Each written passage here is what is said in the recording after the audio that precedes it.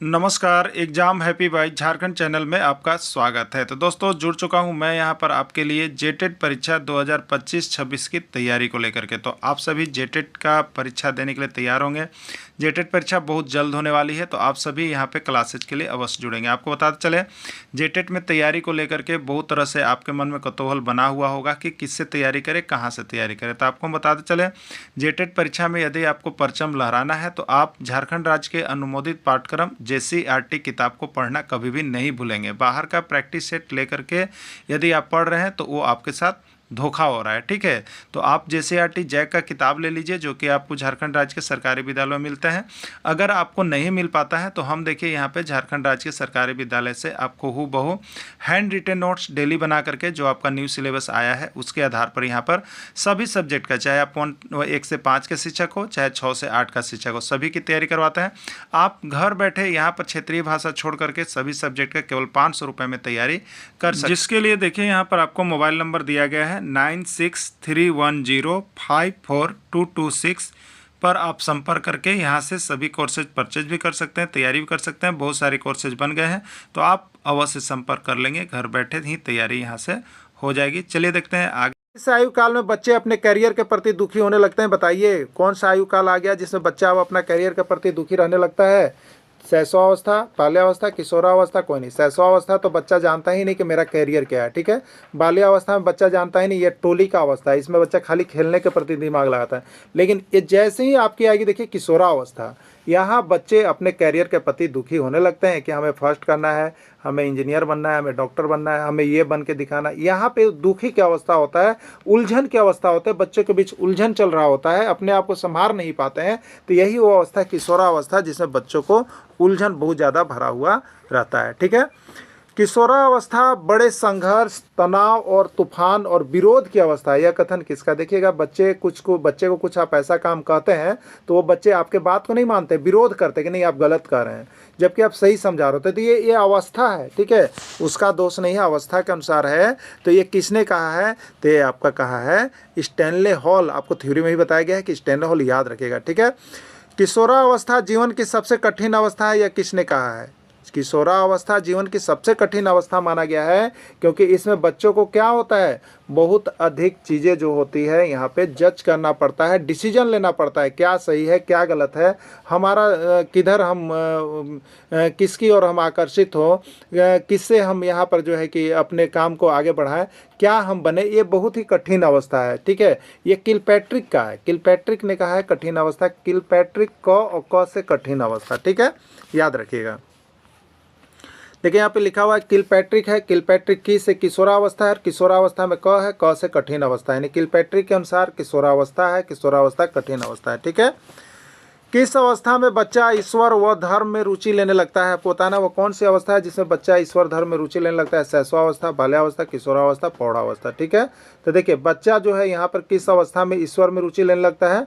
तो बच्चा ईश्वर में जो रुचि लेने लगता है वो आपका किशोरावस्था है, जिसमें बच्चे अपने लाइफ को अचीव जो बच्चे करना चाहते हैं तो किसी न किसी भगवान के प्रति प्रेरित होकर उनसे शपथ कसम लेने लगते हैं, जिससे कि उनका लाइफ आगे बढ़ना चाहता है। कोई बच्चे हैं तो हम उसका शपथ लेकर के आगे बढ़ना चाहते हैं, कोई बच्चे हैं किसी और भगवान के प्रति आस्था रखते हैं, उनसे वो प्रेरित। तो इसी में भगवान का अपना ईश्वर धर्म में आस्था बच्चे में बढ़ने लगती है, ठीक है। किस अवस्था में विषमलिंगी के प्रति आकर्षण पाया जाता है? ऐसे कौन सी अवस्था है जिसमें विषमलिंगी यानी लड़के लड़कियों के प्रति आकर्षित होने लगते हैं और लड़कियां लड़कों के प्रति? ये कौन सी अवस्था है? शैशवावस्था, बाल्यावस्था, किशोरावस्था, किस अवस्था में, ठीक है। तो ये अवस्था जो है बच्चे का किशोरावस्था आता है, जिसमें बच्चों का यहाँ पर आकर्षण बढ़ता है। लेकिन इस अवस्था में आपको बहुत अधिक सतर्क रहने की अवस्था है, क्योंकि कोई भी अच्छा दोस्त आज के समय में नहीं है, इसलिए हमें दोस्ती किसी से नहीं करना चाहिए। विशेष अच्छे दोस्त अगर यहाँ पर विषमलिंगी के प्रति तो कभी भी नहीं करना चाहिए, क्योंकि वो आपको अपराध जगत में ले जा सकते हैं, ठीक है। किशोरावस्था जीवन की सबसे कठिन अवस्था है, यह किसने कहा है? स्टैनले हॉल ने, किलपैट्रिक ने, डाल्टन ने, कोई नहीं, ठीक है। तो किशोरावस्था किलपैट्रिक, और किलपैट्रिक में क से कठिन अवस्था है, तो यहाँ पर किलपैट्रिक हो जाएगा, क्लियर। ये किस अवस्था में बच्चा, ये किशोरावस्था है, किस अवस्था में विषमलिंगी के प्रति आकर्षण होता है, ठीक है, ये 2 बार हो गया। दुखी और उलझन की अवस्था किस अवस्था को कहा जाता है, शैशवावस्था, बाल्यावस्था, किशोरावस्था, वृद्धावस्था, ठीक है। तो बच्चा दुखी किस अवस्था में रहता है, किशोरावस्था में बच्चा दुखी रहता है। उलझन में बच्चा किस अवस्था में रहता है, किशोरावस्था में बच्चा उलझन की अवस्था में रहता है। तो ये उलझन की अवस्था किशोरावस्था ही माना गया है। लेकिन ये अवस्था जैसे ही समाप्त होती है बच्चों में सुधार आने लगता है, ठीक है। बच्चे बहुत अधिक जो है यहाँ पे जो है मैच्योर्ड हो जाते हैं, जो सही डिसाइड कर पाते हैं कि क्या सही है और क्या गलत है। 0 से 2 या से 5 वर्ष की अवस्था को कहा जाता है। 0 से 2 या 5 तक कभी कभी पूछ देता है। तो इस अवस्था को शैशवावस्था, बाल्यावस्था, किशोरावस्था, प्रौढ़ावस्था क्या कहते हैं। तो शैशवावस्था जो होता है 0 से कहीं कहीं 5 रहेगा, 0 से कहीं कहीं 2 रहेगा, 0 से 6 रहेगा। मतलब 6 के अंदर अगर कोई अवस्था पूछ रहा है तो वो आपका शैशवावस्था है, या 6 तक पूछ रहा था, ठीक है। चलिए अगला, 6 से 12 वर्ष की अवस्था को क्या कहते हैं। तो हमने आपको देखिए बताया था कि 6 का पहाड़ा पढ़ लेना, 0 से 6, 6 से 12, 12 से 18 और 18 से ऊपर। तो 0 से 6 शैशवावस्था, 6 से 12 बाल्यावस्था, 12 से 18 किशोरावस्था और 18 से ऊपर ये वृद्धावस्था शुरू हो जाता है, ठीक है। तो ये आपको कौन सा अवस्था हुआ 6 से 12, तो ये बाल्यावस्था में चला जाएगा। क्लियर। चलिए 12 से 18 वर्ष की अवस्था को क्या कहलाता है, शैशवावस्था, बाल्यावस्था, किशोरावस्था, वृद्धावस्था, ठीक है। तो 12 से 18 वर्ष की अवस्था को हम लोग यहाँ पर किशोरावस्था के नाम से जानते हैं। शैशवावस्था देखिए आपको 0 से 6 वर्ष या 5 कहीं कहीं रहेंगे।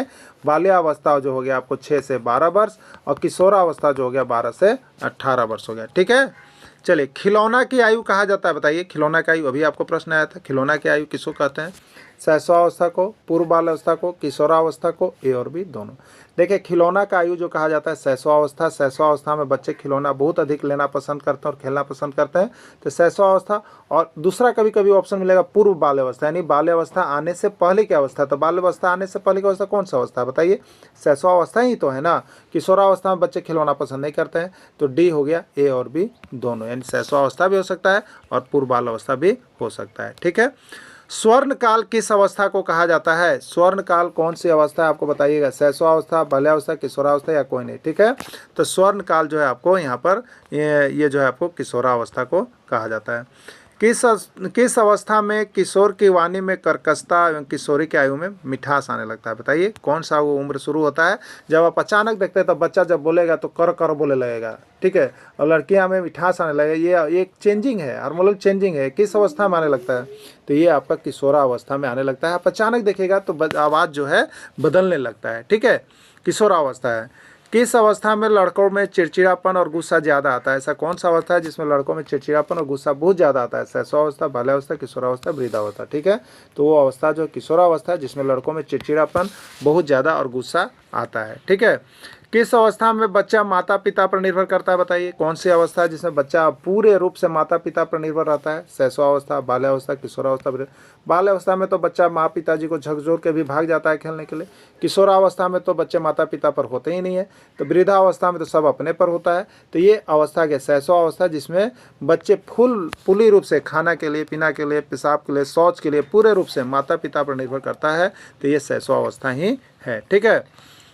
संघर्ष, तनाव, तूफान और विद्रोह की अवस्था किस अवस्था को कहा जाता है, ठीक है। संघर्ष, तनाव, तूफान और विद्रोह की अवस्था किस अवस्था को कहा जाता है, ठीक है। किसको कहा जाता है आपको बताना है। संघर्ष, तनाव और तूफान की अवस्था जो है किस अवस्था को कहा जाता है। देखिए संघर्ष, तनाव और तूफान की अवस्था किसको कहा जाता है, तो यहाँ पर देखिए 2-3 अवस्थाएं आती है आपकी, शैशवावस्था, बाल्यावस्था, किशोरावस्था देखने को मिलता है।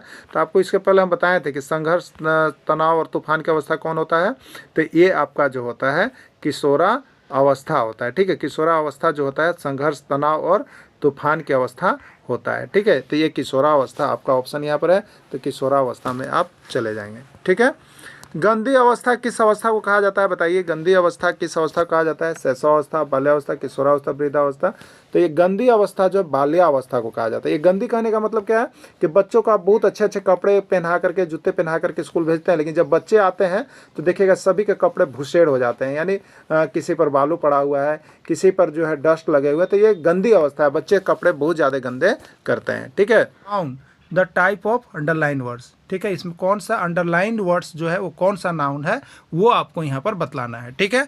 चलिए पहला प्रश्न इसमें आपको यहाँ पर दिया गया है, Sita opens the door Sita opens the door. यहाँ पर जो अंडरलाइन वर्ड्स है सीता, सीता क्या है, तो ये प्रॉपर पार्टिकुलर नेम है, पार्टिकुलर नेम है, तो पार्टिकुलर नेम है इसलिए किस में जाएगा, तो प्रॉपर नाउन में जाएगा। तो इसका राइट आंसर सी होगा, प्रॉपर नाउन होगा। ठीक है, अगला है the book is very useful. The book is very useful, इसमें अंडरलाइनिंग वर्ड्स बुक है। बुक कौन सा है, तो देखिए पुस्तक है, पुस्तक से पूरे पुस्तक जाति का बोध हो रहा है। ठीक है, पुस्तक से पूरे पुस्तक जाति का बोध हो रहा है, तो ये बुक है, इसलिए ये जो है पूरे कॉमन है, पुस्तक का कॉमन है, तो ये कॉमन नाउन में जाएगा। ठीक है, किस में जाएगा, कॉमन नाउन। लेकिन अगर यहाँ पर पुस्तक का नाम कह दिया होता रामायण, महाभारत, गीता, वेद, ये नाम कह दिया होता, तो नाम जब कहा होता पुस्तक का तो ये प्रॉपर नाउन में जाता। लेकिन बुक कह रहा है तो ये बुक पूरे बुक पुस्तक जाति का बोध करा रहा है, इसलिए कॉमन नाउन में जाएगा। राइट आंसर इसका ये हो जाएगा। ठीक है, चलिए अगला है Ram is an honest boy. Ram is an honest boy, इसमें जो अंडरलाइनिंग वर्ड्स है ऑनेस्ट, ये कौन सा नाउन है आपको बताना है। ठीक है, प्रॉपर नाउन है, कॉमन नाउन है, अब्स्ट्रैक्ट नाउन है या मटेरियल नाउन है। ठीक है, ऑनेस्ट मतलब क्या हुआ, यहाँ पर किसी का क्या है, गुण है। ठीक है, गुण है, क्वालिटी बता रहा है। अगर किसी का क्वालिटी बता रहा है ना, क्वालिटी है, अच्छा है, बुरा है, ईमानदार है, बेईमान है, ये सब क्वालिटी है। तो क्वालिटी वाली चीज़ें जितनी भी आएगी वो सभी को आप अब्स्ट्रैक्ट नाउन में डालिएगा। किस में डालिएगा, अब्स्ट्रैक्ट नाउन में डालिएगा, भाववाचक संज्ञा में डालिएगा, क्योंकि इसका सिर्फ हम क्या कर सकते हैं, फीलिंग कर सकते हैं। ठीक है, किसी को व्यक्त नहीं कर सकते हैं, ओनली फॉर फीलिंग। तो ये क्वालिटी वाली चीज़ कौन नाउन में जाता है, अब्स्ट्रैक्ट नाउन में जाता है, भाववाचक संज्ञा में जाता है, भाववाचक संज्ञा हो गया। राइट आंसर सी हो गया। Neha comes from Delhi. Neha comes from Delhi. ठीक है, अंडरलाइनिंग वर्ड्स दिल्ली है, ये कौन सा नाउन है आपको बताना है। प्रॉपर नाउन है, कॉमन नाउन है, कलेक्टिव नाउन है या नन ऑफ दिस कोई नहीं है। ठीक है, तो दिल्ली क्या है बताइए, दिल्ली प्लेस का नाम है, दिल्ली प्लेस का नाम है। ठीक है, तो प्लेस का नाउन मतलब पार्टिकुलर प्लेस है, इसलिए पार्टिकुलर प्लेस है तो आपको किस में जाएगा बताइए, प्रॉपर नाउन में जाएगा। तो राइट आंसर इसका प्रॉपर नाउन हो जाएगा। ठीक है, पियाजे की प्रथम अवस्था किस नाम से जानी जाती है बताइए, पूर्व संक्रियात्मक अवस्था, मूर्त संक्रियात्मक अवस्था, औपचारिक संक्रियात्मक अवस्था या संवेदी गामक अवस्था। ठीक है, क्या होता है, तो पियाजे के लिए ट्रिक क्या बोल रहे थे आपको कि सबने पूरी की मूर्ति आपकी, तो सबने में स और स होता है संवेदी गामक अवस्था या पेशीय अवस्था हम लोग जिसको कहते हैं। ठीक है, तो राइट आंसर इसका डी हो जाएगा।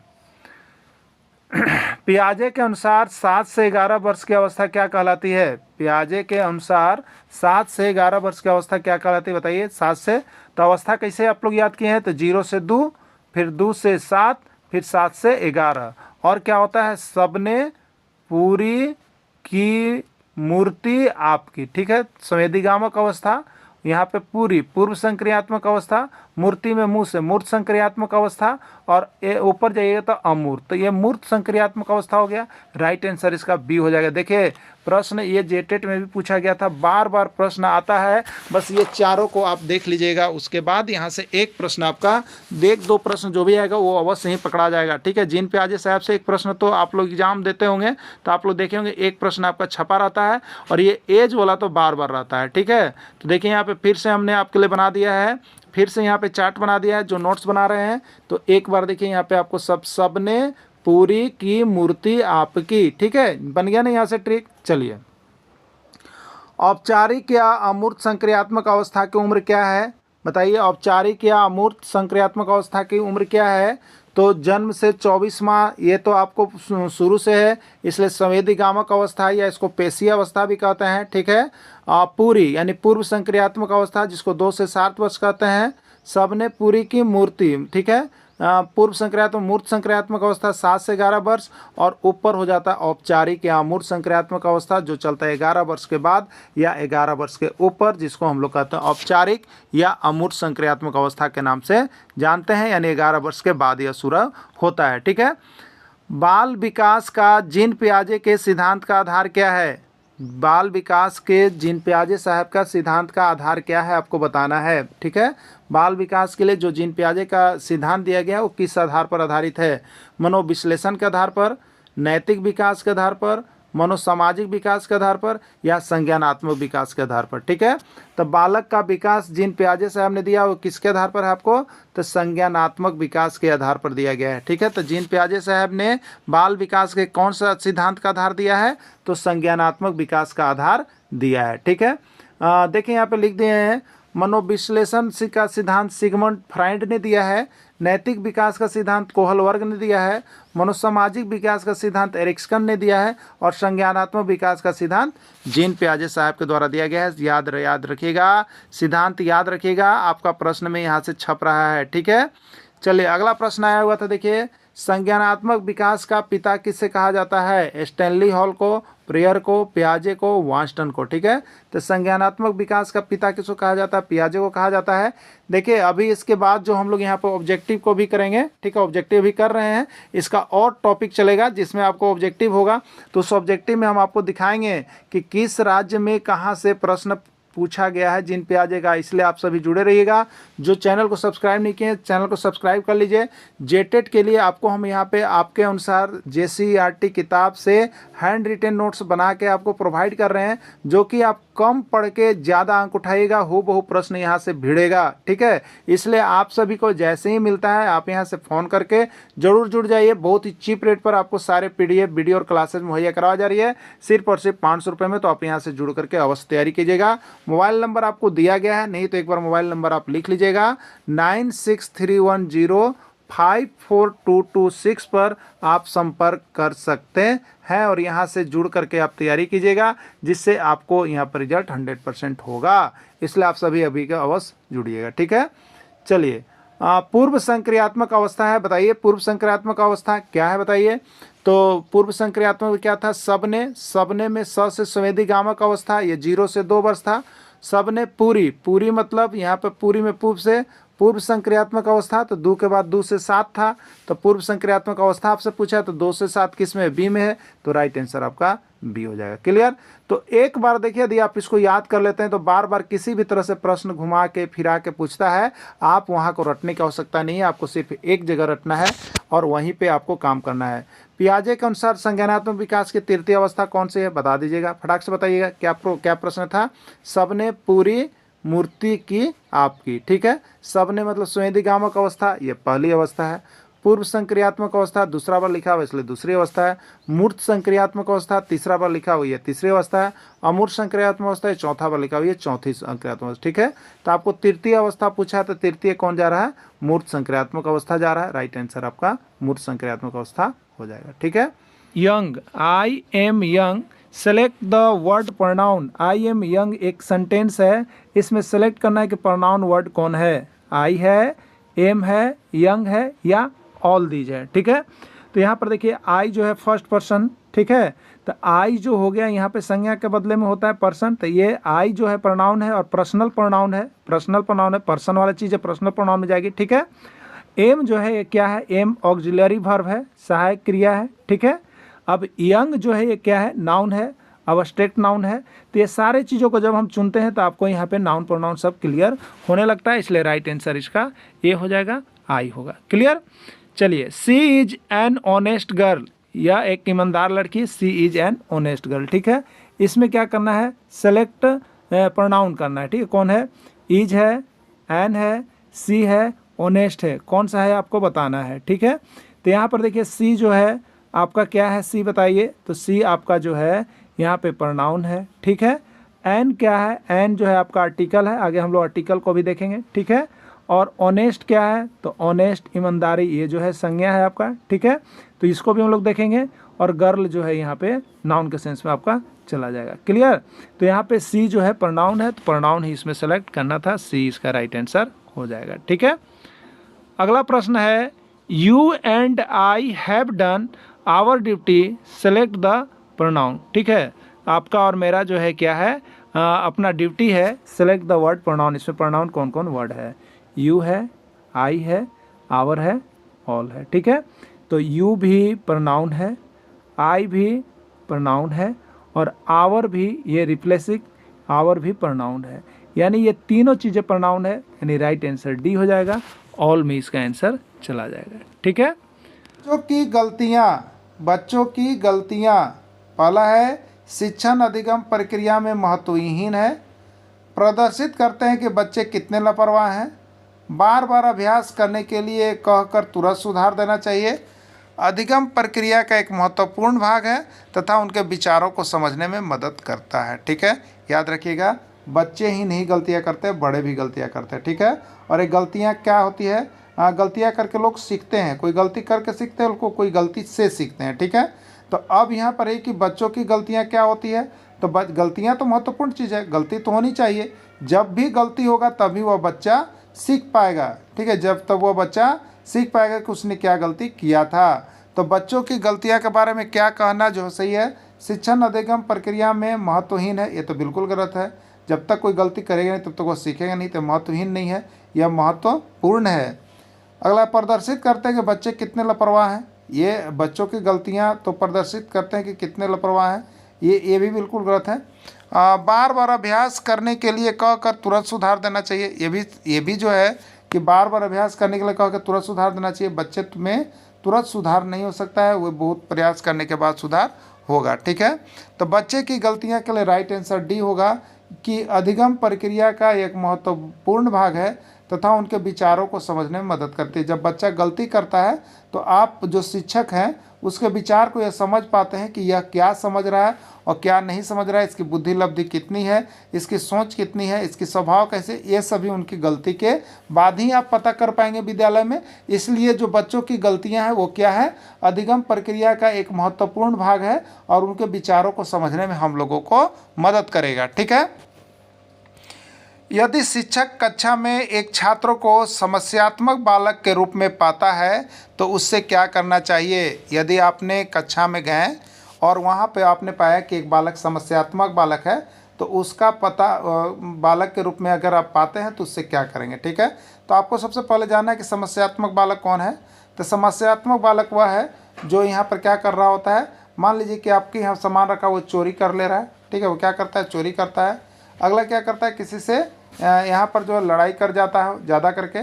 तो ये बच्चा जो है आप सभी के लिए क्या बन जाएगा, समस्या बन जाएगा। तो जो बच्चा यहाँ पर सभी के लिए समस्या बन जाता है उसको हम लोग समस्यात्मक बालक कहते हैं। ठीक है, तो समस्यात्मक बालक के रूप में आप जब विद्यालय में पता कर लेते हैं कि बालक समस्यात्मक है तब आप क्या कीजिएगा।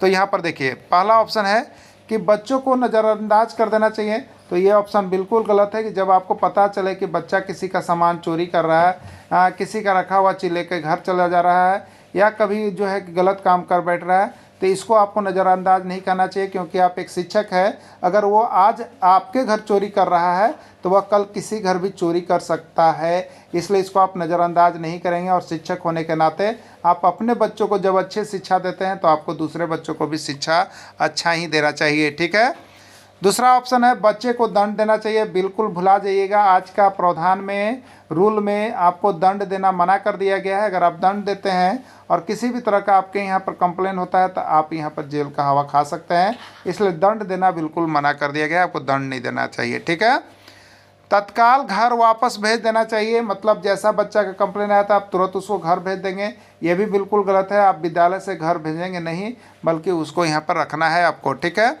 नेक्स्ट है बच्चों को परामर्श देना चाहिए। ये बिल्कुल बात सही है। जब भी बच्चों को आपने पाया कि यह बच्चा समस्यात्मक है तो आपको उसको अच्छे मोटिवेशन चीज़ें मोटिवेट करना चाहिए, बताना चाहिए और उसको अच्छा सलाह देना चाहिए कि उसका भविष्य आगे सुधर सके और वह न देश के लिए, न समाज के लिए, न घर के लिए समस्यात्मक बच्चा बन सके। ठीक है, वह एक अच्छे बच्चे के रूप में बन करके देश समाज में उभरे। ये आप शिक्षक का काम है, इसलिए आप सभी बच्चे को क्या करेंगे उस स्थिति में, तो उसको परामर्श देंगे, उसको सलाह देंगे कि क्या अच्छा है और क्या गलत है।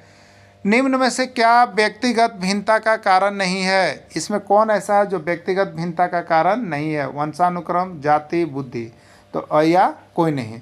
तो वंशानुक्रम से भी व्यक्तिगत विभिन्नता का पता चलता है, जाति से भी व्यक्तिगत विभिन्नता का पता चलता है, बुद्धि से भी व्यक्तिगत विभिन्नता का पता चलता है। यानी राइट आंसर हो जाएगा इनमें से कोई नहीं। ठीक है, यानी डी होगा, इसका आंसर डी होगा, क्योंकि सभी से व्यक्तिगत विभिन्नता का पता चल रहा है। ठीक है, it has been raining morning.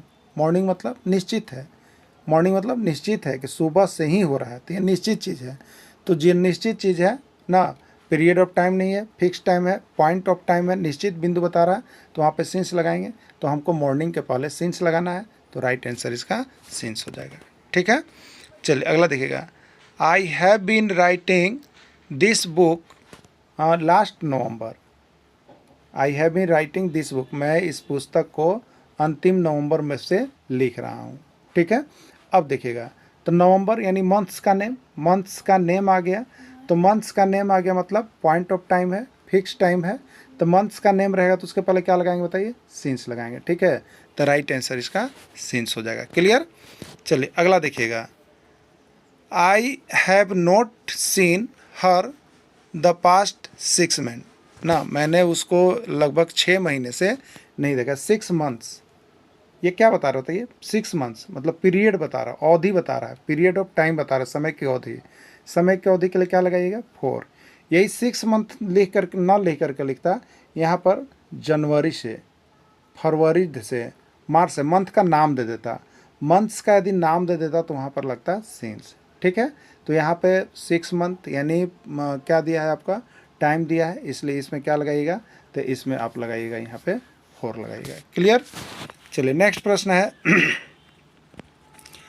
The publisher has not seen me Sunday, जो प्रकाशक है वो हमको कब देखें, not seen me Sunday, Sunday रविवार से नहीं देखें। ठीक है, तो संडे, संडे क्या है, ये आपका वीक, सप्ताह का नाम है। ठीक है, तो सप्ताह के नाम के आगे क्या लगता है बताइए, तो सप्ताह के नाम के आगे सिंस लगता है, ये नाम है सप्ताह का। यदि यही कहता 2 वीक्स 3 वीक्स तो बताइए क्या लगाते हैं, 2 वीक्स 3 वीक्स कहता तो हम 4 लगाते हैं।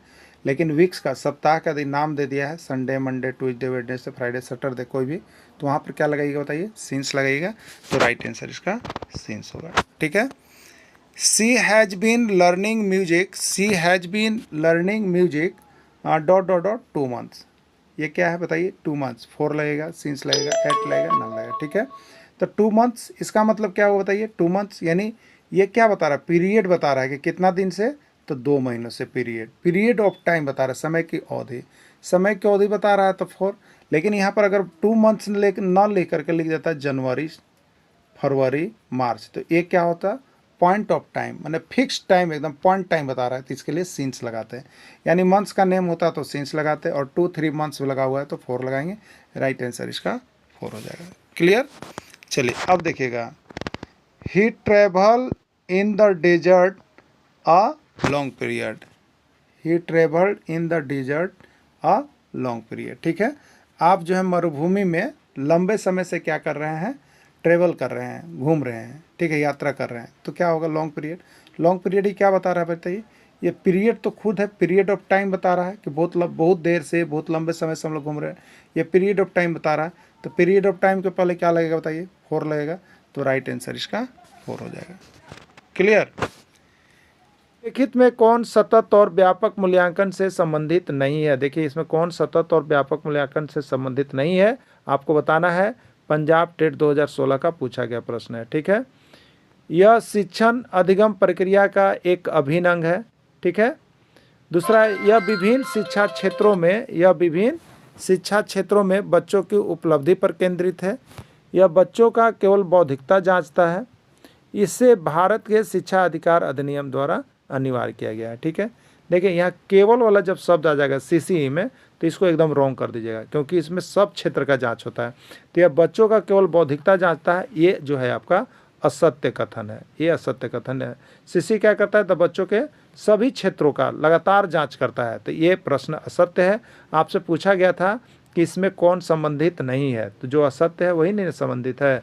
क्या है, सतत और व्यापक मूल्यांकन शिक्षण अधिगम प्रक्रिया का एक अंग बना दिया गया है, इसको लागू कर दिया गया है, इस सभी को करना है। ठीक है, दूसरा है, यह विभिन्न क्षेत्रों में बच्चों को उपलब्धि पर केंद्रित है। तो सीसी तो क्या करता है, बच्चों का विभिन्न क्षेत्रों में, व्यापक क्षेत्रों में इसका मूल्यांकन करता है। क्या करता है, व्यापक क्षेत्र में, जिसी को हम लोग व्यापक, जिसको वाइड एरिया में, विस्तृत क्षेत्र में करता है, यही तो सीसी का कथन है। तो ये भी बिल्कुल सीसी का कथन सही है। अब यहाँ पे देखिए लिख दिया, यह बच्चों का केवल बौद्धिकता, केवल तो कभी भी गलत हो जाए, केवल। ठीक है, यह बच्चों का केवल बौद्धिकता का जांच सीसी नहीं करता है, उसके सभी क्षेत्रों का जांच करता है, केवल एक क्षेत्र का नहीं करता, इसलिए गलत है। इसे भारत के शिक्षा अधिकार अधिनियम द्वारा अनिवार्य किया गया। बिल्कुल सही है, सीसीई को सभी जगहों पर लागू कर दिया गया है, अधिकार अधिनियम का अनिवार्य कर दिया गया है। ठीक है, चलिए अगला, सतत और व्यापक मूल्यांकन का उद्देश्य क्या है? उत्तराखंड टेट 2018 में पूछा गया था। ठीक है, सतत और व्यापक मूल्यांकन का उद्देश्य क्या है? ठीक है, क्या उद्देश्य है? केवल बालक की तर्क शक्ति का मूल्यांकन। ठीक है, केवल शब्द आ गया है, देखिए ये हो सकता है कि आपको गलत हो जाए। विकास के सभी पक्षों का मूल्यांकन, विकास के सभी पक्षों का मूल्यांकन एकदम बिल्कुल सही है। सतत और व्यापक मूल्यांकन में क्या होता है? सर्वांगीण विकास का होता है। ठीक है, सर्वांगीण विकास कहता है। ठीक है, इसलिए ये बिल्कुल सही है। उद्देश्य ये है।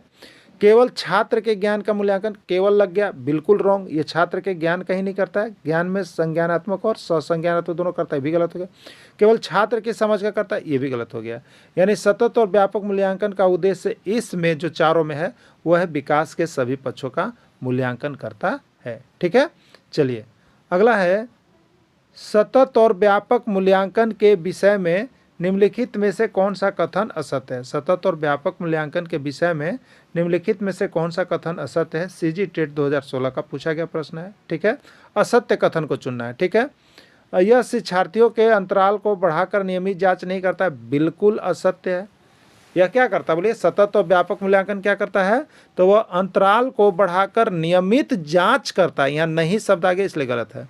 शैक्षिक क्षेत्र का आकलन होता है, बिल्कुल है, सीसीई में शैक्षिक क्षेत्र का आकलन होता है। ठीक है, शैक्षिक क्षेत्र का आकलन होता है, बिल्कुल से शैक्षिक का भी होता है, शैक्षिक का भी होता है। उसके बाद और क्या दे रहा है? निर्माणात्मक और योगात्मक मूल्यांकन का जांच होता है, फॉर्मेटिव और समेटिव असेसमेंट का मूल्यांकन होता है, बिल्कुल सही।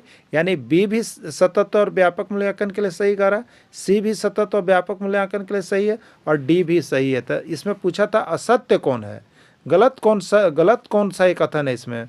तो गलत है कि शिक्षार्थियों के अंतराल को बढ़ाकर नियमित जांच नहीं करता। ये नियमित जांच रहता तो हो जाता, इसलिए इसके अनुसार असत्य कथन कौन सा इसमें? फर्स्ट है।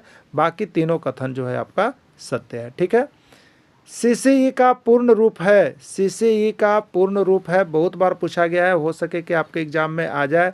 ये पंजाब टेट 2017 में पूछा गया था। तो सीसीई का पूर्ण रूप क्या है? तो यहाँ पे आपको हमने बताया था कंटिन्यूअस, सतत, और एक सी का मतलब था कॉम्प्रहेंसिव, और ई का मतलब था इवैल्यूएशन। यानी सतत और व्यापक मूल्यांकन कहते हैं। सतत और व्यापक मूल्यांकन किस में है? सी में है।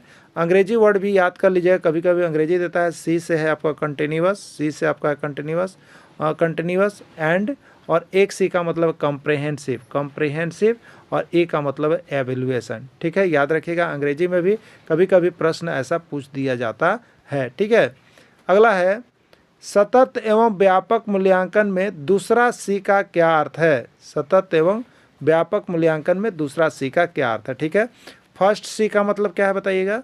कंटिन्यूअस है, कंटिन्यूअस जिसका मतलब होता है सतत, लगातार। ठीक है, और दूसरा सी का मतलब क्या है? कॉम्प्रीहेंसिव जिसका मतलब होता है व्यापक, उसका मतलब होता है समग्र। ठीक है, अब देखिए तो दूसरा सी में क्या होता है? तो उसमें शैक्षिक क्षेत्र और शैक्षिक क्षेत्र, या शैक्षणिक और शैक्षणिक क्षेत्र, तो दोनों क्षेत्र का मूल्यांकन होता है। ठीक है, व्यापक में शैक्षणिक क्षेत्र का भी होता है और शैक्षणिक क्षेत्र का भी होता है। ठीक है, शैक्षणिक क्षेत्र में क्या है? देखिए थ्योरी क्लासेज को आप लोग अच्छा से देख लीजिएगा, जो नहीं देखें थ्योरी क्लासेज, इसका पार्ट 1 है, आप सभी को देख लीजिएगा। ठीक है, तो शैक्षणिक क्षेत्र का और शैक्षणिक दोनों का मूल्यांकन होता है। अब देखिए यहाँ पे, तो शैक्षणिक क्षेत्र में क्या हो गया? तो उस शैक्षणिक क्षेत्र में उसके शिक्षक जो पढ़ाने वाला विषय है, गणित, ठीक है, विज्ञान, समाजशास्त्र, हिंदी, अंग्रेजी, इसका जांच। और शैक्षणिक में शिक्षक के प्रति व्यवहार, ठीक है, बच्चों के प्रति व्यवहार, स्कूल में ड्रेस किस प्रकार का है, उसका व्यवहार किस प्रकार का है, खेलकूद में रुचि कैसे, ये उसके शैक्षिक पक्ष है। ठीक है, शैक्षिक है, ये शैक्षिक, दोनों पक्ष का जो होता है वो दूसरा सी में आता है, व्यापक मूल्यांकन में आता है। ठीक है, चलिए